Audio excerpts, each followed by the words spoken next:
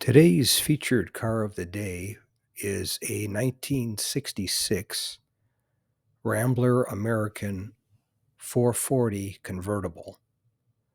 And this one's a pretty rare model. They only made 2,092 of them in 1966, convertibles, that is. They also had the upscale Rogue convertible, which was above this model, but somebody made a nice little hot rod out of this one, and they put a V8 into it. I'm not sure if it's a 290 or a 343 or a 390, but I'm sure it runs pretty good, I'm sure.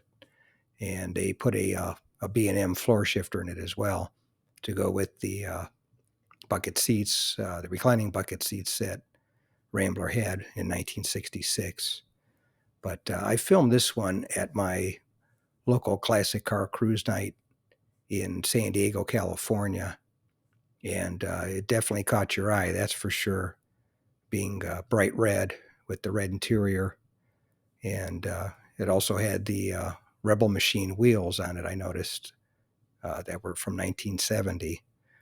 But these cars were small, but they were fast when they had the V8 in them, as the Hearst Scramblers that they had in 1969 attested to. With the 390 and a 4-speed, they kept up nicely with most of the muscle cars back then.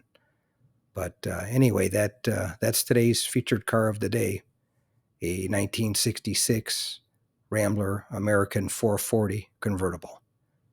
Thanks for tuning in. If you made it to the end of the video, thanks for watching. I appreciate it. Give the video a thumbs up if you liked it, and share the video with a friend, or share it on your group page if you have one. And consider subscribing if you aren't subscribed, and leave a comment or suggestion. And thanks again for watching. I appreciate it. And by the way, here's a couple of videos of the 700 plus videos that I have on my channel, Car Finder. This will take you over to my page, and you can take a look at any of the videos that are there that look good to you. But thanks again for watching, and we'll see you on the next one.